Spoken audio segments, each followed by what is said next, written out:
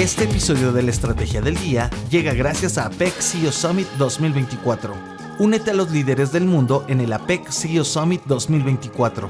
Del 13 al 15 de noviembre, Perú reunirá a más de 1,000 CEOs, líderes de opinión, jefes de Estado y gobierno de las 21 economías de APEC. Participa en conversaciones críticas y amplía tu red de contactos. Regístrate ahora en apecceosummit2024.com y asegura tu lugar en el encuentro empresarial del año. Muy buenos días, estrategas. Soy Francisco Aldaya, editor de BloombergLinea.com, y hoy les voy a contar las 3 noticias más importantes para que arranquen su día. Además, un expreso financiero hoy con Mauro Coñeta, Managing Partner en Global Focus Investments. Como siempre, no se olviden de darle clic al botón para seguir a este podcast, de compartir este capítulo, de activar las notificaciones y si te gusta lo que hacemos acá de lunes a viernes, ¿por qué no darnos un 5 estrellas? 1. Si no busca dólares frescos del FMI, ¿qué es lo que quiere el gobierno exactamente cuando se siente a negociar con las autoridades del organismo en las próximas semanas? Fue la pregunta que le hicimos a una fuente oficial y la respuesta fue que simplemente se va a buscar refinanciar los vencimientos. Dijo además que las conversaciones que van a arrancar en estas semanas van a formar parte de un proceso largo. Hay que recordar que los vencimientos de capital recién empiezan a caer desde el 2026, por lo que cualquier trabajo que se haga ahora sería preventivo y no urgente. Analistas como Salvador Vitelli lo ven de esa manera. Más que para evitar un default, consideran que refinanciar la deuda con el fondo ahora ayudaría a mejorar el acceso a los mercados y reducir así el riesgo país. Sin dudas, el gobierno de Milei sigue enfrentando un escenario financiero desafiante con reservas netas que podrían llegar a menos 6.800 millones de dólares para fines de octubre, según la consultora EcoGo, y sin una mejora dramática a la vista en el mediano plazo. Y tal como está planteado hoy el programa, Argentina tendría que pagarle casi 22.000 millones de dólares al fondo entre el año próximo y el 2028. ¿Se despejará el horizonte? 2. Marcelo Mindlin, presidente de Pampa Energía, relativizó ayer el impacto del cepo cambiario, música para los oídos de Milei, Caputo y economistas como Ricardo Arriazú. Al inaugurar un nuevo parque eólico en Bahía Blanca, para lo cual Pampa invirtió 260 millones de dólares, Mindlin dijo que el cepo afecta más a empresas extranjeras que a las argentinas y que en los últimos 20 años viene invirtiendo con y sin cepo. En otras palabras, las extranjeras con más necesidades de remitir dividendos en dólares son los que sí enfrentan mayores inconvenientes con los controles que siguen vigentes. En conversación con Mariano Espina para BloombergLinea.com, sí destacó en ese sentido que la liberación del cepo permitiría un aumento en las inversiones extranjeras, aunque también alentó a los empresarios argentinos a responder al ajuste que están haciendo los argentinos, premiándolos con más inversiones y generación de empleo. Y respecto a la caída del riesgo país, que disminuyó un 27% este año, dijo que va a mejorar el acceso a financiamiento de las empresas. Pampa, por su parte, recientemente colocó al 2031 a una tasa del 8,25%. 3. Renault Argentina anunció ayer una inversión de 350 millones de dólares en su fábrica cordobesa de Santa Isabel para la producción de una nueva pick-up de media tonelada. Este vehículo va a tener un fuerte perfil exportador, con entre el 65 y el 70% de la producción destinada a mercados internacionales. Luis Pedrucci, CEO de Renault América Latina, y Pablo Sibila, presidente de la operación local, destacaron la importancia estratégica de la inversión dentro del International Game Plan de la automotriz, que contempla la fabricación de nuevos modelos fuera de Europa. La planta Santa Isabel de Córdoba ha producido más de 3,4 millones de vehículos desde su fundación y actualmente fabrica 6 modelos. Siguen entonces los anuncios de inversiones tras la implementación del RIGI.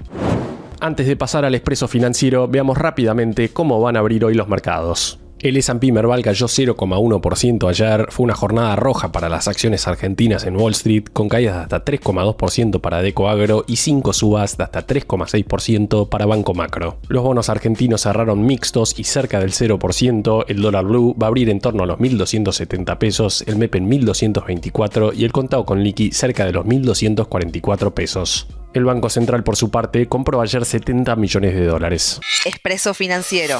Y ahora una breve entrevista con Mauro Coñeta, Managing Partner de Global Focus Investments. Mauro, bienvenido nuevamente al podcast. Si tengo $10.000 hoy y quiero invertir en activos argentinos a un plazo de 3 años o más, ¿cuáles son tus recomendaciones? Para un inversor que disponga de $10.000 y tenga un horizonte, supongamos, de 3 años, las recomendaciones que haría en cuanto a la conformación de una cartera serían 40% en renta variable, un 15% en títulos corporativos, en obligaciones negociables, y un 45% en bonos soberanos en dólares. En cuanto a las acciones, Me gustan Vista Oil and Gas, realmente la seguimos eligiendo dentro de nuestras carteras. Es una empresa muy sólida y con buenas proyecciones.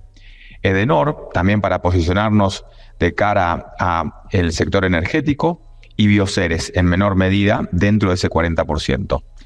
En cuanto al 15% de obligaciones negociables, elegiría YPF clase 2, con vencimiento en julio del 2026, con el ticker IFC2 y tiene una TIR de 7,16. Telecom clase 1, con ticker TLC1, con vencimiento también en junio del 2026, con una TIR del 6,04%. Y IRSA, con un ticker de IRCF, con vencimiento un poquito más adelante, en junio del 2028, con una TIR del 6,42.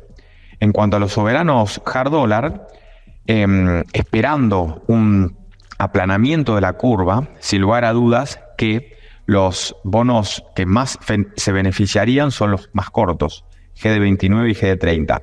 Pero una visión más amplia en horizonte temporal nos posicionaría en mejor medida con un GD35, GD38 y GD41, que son los que más se beneficiarían si Argentina converge a una exit yield de acuerdo a una mediana de la clasificación B en los países comparables. ¿Cuáles son los principales riesgos a tener en cuenta en relación a esos activos en ese plazo? En cuanto a los principales riesgos para estar atentos en relación a estos activos y al plazo, básicamente son los riesgos políticos y que la expectativa que tiene el mercado de acuerdo a el acomodamiento de la economía y sus variables se materialicen y se hagan realidad sin lugar a dudas. La proyección para renta variable es muy interesante, de la misma forma que también para los bonos. Ahora, todo depende de la normalización del sector cambiario, sobre todo en la acumulación de reservas, cuando hablamos del 45% de la cartera en los bonos soberanos hard dollar. En cuanto a las obligaciones negociables elegidas, puntualmente se está viendo un gran incremento en los depósitos en dólares, producto del blanqueo y de las aperturas de las cuentas cera. Esto lo que está haciendo es que hayan subido mucho en precio los bopreales y las obligaciones negociables, haciendo que sus rendimientos hayan comprimido de forma considerable.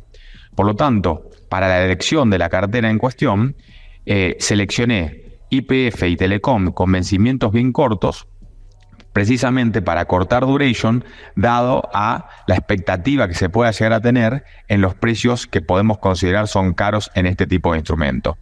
Y dejé una obligación negociable con vencimiento en julio de 2028, un poquito más largo para estirar duration, pero principalmente ese vendría siendo el riesgo que veo en el horizonte en cuestión. La última, Mauro, ¿cuánto impulso puede darle a los activos argentinos una baja de tasas más fuerte de la prevista en Estados Unidos? Por último, y en relación a las expectativas de recortes de tasa por parte de la Fed, seguramente la baja que podamos llegar a ver de 25 puntos básicos o 50 puntos básicos, como se ha incrementado la probabilidad, será beneficioso para el precio de los títulos públicos en general, haciendo comprimir aún más la tasa de referencia.